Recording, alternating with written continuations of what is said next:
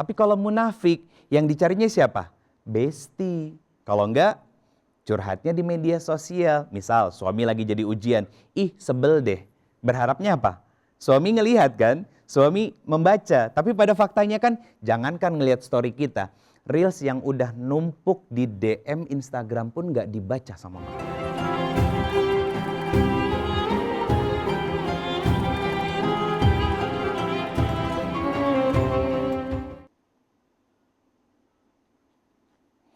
Bismillahirrahmanirrahim. Assalamualaikum warahmatullahi wabarakatuh. Amin ya rabbal alamin. Subhanallah wa bihamdi, subhanallahil azim. Adada khalqihi wa ridha nafsihi wa zinata arsyihi wa midada kalimatihi. Asyhadu an la ilaha illallah wa asyhadu anna Muhammadar Rasulullah. Allahumma shalli wa sallim wa barik ala nabiyyina Muhammadin sallallahu alaihi wasallam.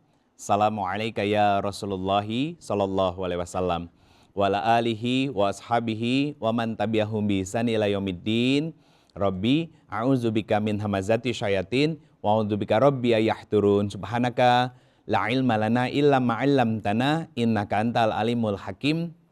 Shadaqallahul azim wa sadaqa Rasulullahi sallallahu alaihi wasallam. Alhamdulillah, bunda-bunda semuanya, gimana kabarnya? Sehat? Alhamdulillah. Semoga para sahabat muslim juga yang sedang menyimak dan menikmati tayangan ini juga selalu dalam keberkahan Allah, dalam penjagaan Allah, dalam kebahagiaan dan sakinah dalam kehidupan masing-masing. Baik, kita sama-sama tahu bahwa selama kita hidup pasti akan selalu ada dan hadir ujian dalam kehidupan kita. Satu hal yang harus kita sadari, kenapa kita diuji oleh Allah. Ketika kita memahami konsep ini, bunda-bunda semua yang dirahmati Allah, nanti kita akan mudah untuk melalui dan melewati setiap ujian dan masalah yang hadir dalam kehidupan kita. Sebab gak ada kan di antara kita yang hadir di sini pada siang hari ini tidak diuji oleh Allah Subhanahu wa taala. Kita semua pasti diuji dengan berbagai macam ujian dan dinamika yang hadir dalam kehidupan kita. Masalah datang dari diri sendiri, datang dari pasangan, dari orang tua kita, dari anak-anak kita, bahkan dari lingkungan kita. Maka ada beberapa hal yang mau saya sampaikan nanti insya Allah agar kita bisa belajar untuk memahami konsep ujian dari Allah Subhanahu wa taala dan kita akhirnya nanti insya Allah akan bisa menjawab kenapa sih kita selama hidup harus diuji oleh Allah Subhanahu wa taala. Saya mohon izin sambil berdiri sebentar. Ada beberapa hal yang ingin saya tuliskan. Yang pertama, Quran surat kedua ayat 155. Yang kedua, Quran surat kedua ayat 214. Yang ketiga, Quran surat 29 ayat kedua dan ketiga. Yang keempat, Quran surat ke-67 ayat kedua. Ini akan menjadi pengantar penjelasan kita pada kesempatan hari ini tentang apa? Menjawab kenapa sih kita diuji. Nah, yang pertama Quran surat Al-Baqarah ayat 155.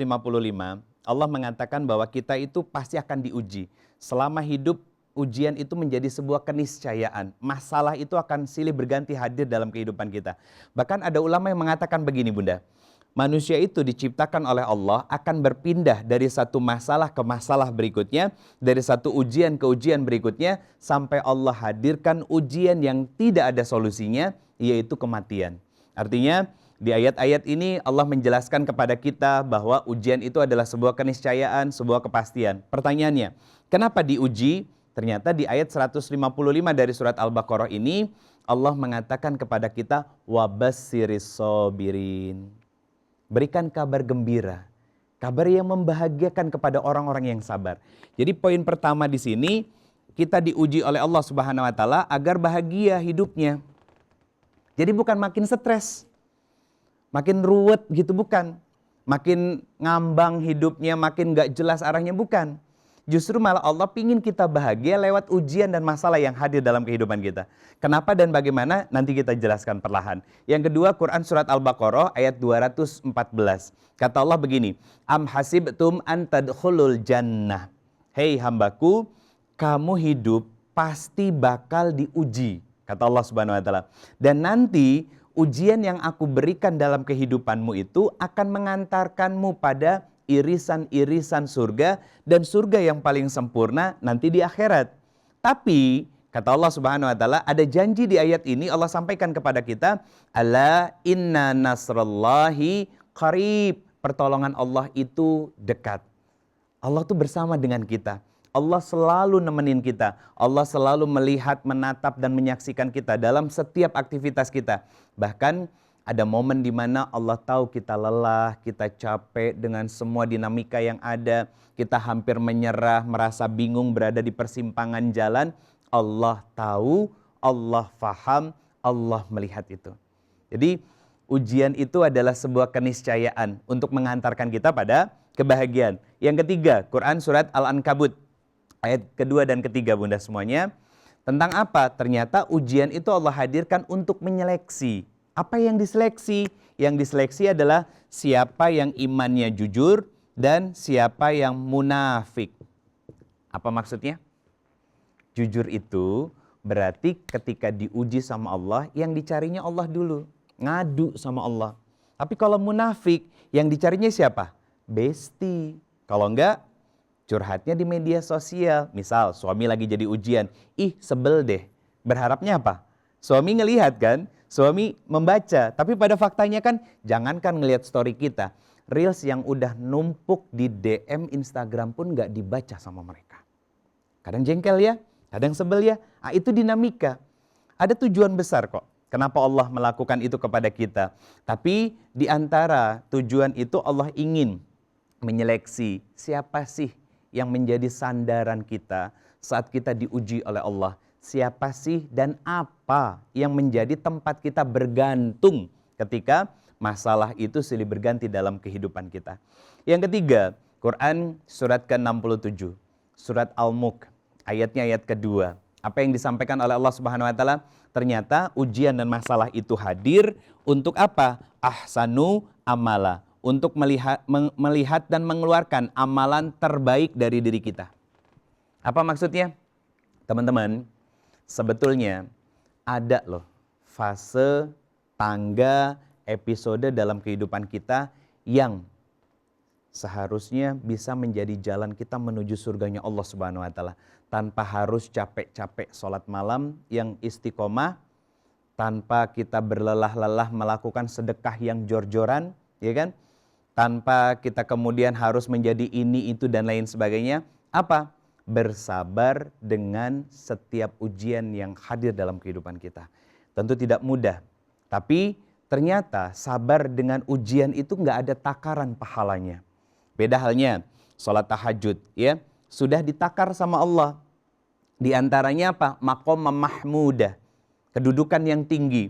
Kemudian apalagi? Dibantu dan ditolong oleh Allah Subhanahu wa taala ketika menghadapi berbagai macam dinamika masalah. Salat 5 waktu, berjamaah 27 derajat Allah berikan balasannya kepada kita. Tapi ketika kita mampu untuk sabar, Allah tidak menuliskan berapa besaran pahala dari kesabaran yang kita ikhtiarkan melewati ujian dan masalah itu. Makanya Nabi sampai bilang begini, bunda semuanya. Ajaba. Apa yang ajaib? Nah berarti kan ajaib itu tidak diberikan kepada semua orang. Iya kan?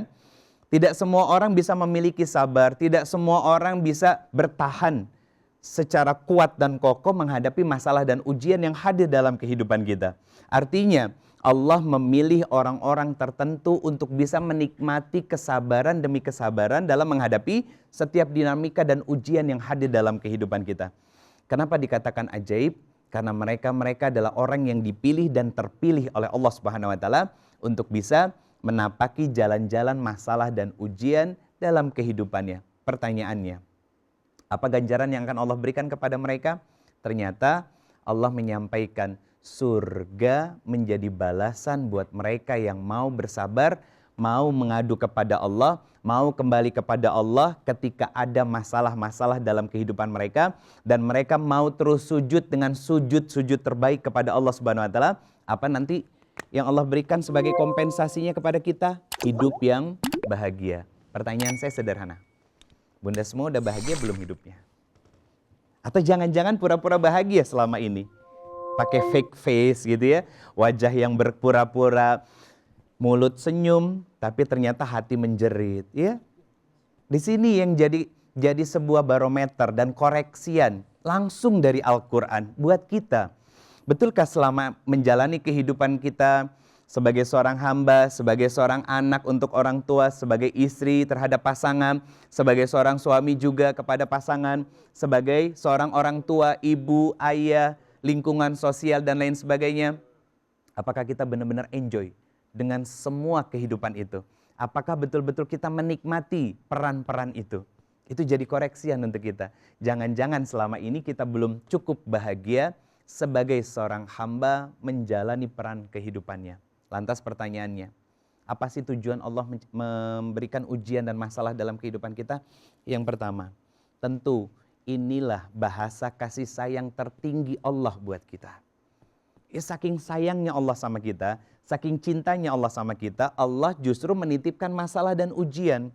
Tapi kita harus tahu dulu, bentuk cinta Allah adalah ujian. Kita harus tahu, satu, ujian datang dari diri sendiri. Apa maksudnya? Kadang kita ngerasa futur dalam beriman, malas-malasan ibadah tiba-tiba, betul kan? Itu tantangan buat diri kita, bunda-bunda semuanya. Kemudian yang kedua, ujian datang dari pasangan kita. Ngapain? Suami nyebelin. Coba mau tanya deh, apa sih aktivitas harian yang menjadi ujian suami? Habis mandi, nyimpan handuk di kasur. Kalau bertahun-tahun masih sering pusing, sering stres, ngomel, ya, marah-marah, berarti selama bertahun-tahun kita nggak belajar apapun, padahal itu hal sepele. Dan itu diperlihatkan oleh Allah di depan mata kita setiap hari. Terus Ustadz, saya harus gimana? Sederhana kok. Rubah mindset kita. Ini bentuk kasih sayang Allah kepada kita. Gimana caranya? Ya Allah, makasih udah ngasih peluang amal soleh buat saya hari ini karena bayi besar saya lupa gantungin anduk. Betul kan? Itu kasih sayang dan cinta Allah. Itu hal sederhana sebetulnya. Akhirnya apa? Kalau di hari itu kita bisa ngerubah mindset kita, ya, menjadi lebih positive thinking, lebih positive vibes gitu. Apa yang terjadi? Saya katakan demi Allah, seharian itu kita pasti punya energi yang positif buat anak kita, buat pasangan kita, ibadah juga ringan, makan makin berselera, istirahatnya juga jadi mudah. Itu yang kita harapkan kan? Tapi bayangin, kalau pagi-pagi udah menggerutu, udah ngedumel, udah ngomel, oh ya ampun, seharian bad mood. Ya kan? Mood swing, iya enggak? Bentar-bentar keluar tanduk sama taringnya, tantrum. Kalau udah tantrum, siapa yang jadi korban? Anak, padahal masalahnya sama suami sendiri. Itu ujian. Datang dari pasangan. Yang ketiga, ujian datang dari anak-anak. Contohnya apa? Susah dibangunin subuh. Betul ya? Nah, Bunda, sebagai seorang ibu, nggak perlu teriak. Nggak perlu. Kenapa nggak boleh teriak, Ustadz? Orang yang teriak itu jauh. Bukan fisiknya, tapi hatinya. Padahal dalam satu rumah yang sama. Tinggal datangin kamarnya diketok. Nak, Soleh, Aa, kakak, mbak, mas, abang gitu. Kita panggil dengan cinta. Jangan kita ulangi kesalahan dari orang tua kita yang dulu terbiasa teriak-teriak sama kita. Jadi jangan kita korbankan kenyamanan di dalam rumah dengan ego. Dengan mengatakan apa? Ih, kenapa sih mama tuh teriak-teriak, aku udah bangun. Ya mama kan begini, kamu kadang suka susah. No. Ujian itu kasih sayang Allah. Kenapa? Allah pingin kita itu tidak memberikan kesempatan kepada setan untuk ngambil alih diri kita. Sehingga kita lupa kepada Allah, gelap mata kita. Akhirnya apa yang terjadi? Menumpahkan semua kekesalan dan kejengkelannya kepada orang lain. Gak boleh. Kemudian ujian akan datang dari orang tua. Nah ini yang jadi PR buat kita. Ya, apa PR-nya? PR-nya adalah jangan sampai ya kita malah tidak berbakti kepada orang tua kita. Ini menjadi PR buat kita. Mau seperti apapun orang tua kita, ya, mau sekeras dan semenjengkelkan apapun orang tua kita, ingat kata Quran, wabil walidaini ihsana. Nah, itu maksud dari pesan dan amanah dari Allah Subhanahu wa taala untuk kita harus selalu menghormati orang tua kita seperti apapun mereka. Kenapa? Kesadaran sederhananya gini deh. kita nggak pernah milih dan minta sama Allah lahir dari seorang ibu yang cerewet dan bawelnya nurun ke kita. Betul ya? Tapi Allah yang menitipkan kita, orang tua yang seperti ini yang semakin sepuh usianya, ya kan? Ngomong baik-baik salah paham, didiemin gak nengokin, dikirain gak sayang, dan lain sebagainya. Itu menjadi sebuah dinamika, ujian yang hadir dari orang tua kita. Satu hal yang harus saya tekankan kepada diri kita dan semua yang hadir, termasuk juga para sahabat muslim yang menyimak tayangan ini, bahwa kita adalah seorang anak sampai kapanpun. Maka terus perbaiki hubungan kita dengan orang tua agar anak cucu keturunan kita hormat kepada kita. Sikap anak-anak kita itu menggambarkan kualitas dari sikap dan hormat kita kepada orang tua kita. Yang terakhir, yang kelima, ujian datang dari lingkungan. Ini lebih luas. Siapa aja Ustadz? Bestie kita, ya kan? Kemudian partner bisnis kita, ya. Kemudian sahabat-sahabat kita, teman-teman kita, kerabat kita, keluarga kita, baik kakak, adik, sepupu, dan lain sebagainya. Itu jauh lebih luas. Artinya apa? Para nabi dan rasul mereka pernah mengalami hal-hal yang sama dengan seperti ini. Contoh diri sendiri. Siapa? Nabi Yunus alaihissalam. Ketika berdoa, ya, sempat agak sedikit ngambek dalam tanda kutip. Ya, marah sama Allah, gitu kan? Kecewa karena umatnya nggak mau mendengarkan dan nggak mau diajak untuk taat kepada Allah dan nggak mau menjadi pengikutnya. Contoh yang lain datang dari pasangan. Siapa contohnya? Nabi Nuh dan Nabi Lut alaihissalam. Iya kan? Itu ujiannya besar banget itu, beliau-beliau. Bahkan yang bahaya itu adalah ternyata dijadikan sebagai kalimat normalisasi ketika seorang istri nggak taat sama suaminya. Itu Nabi Nuh aja bisa sabar kok istrinya membangkang. Pertanyaannya, kadang perempuan lupa, suaminya kan bukan Nabi Nuh gitu ya.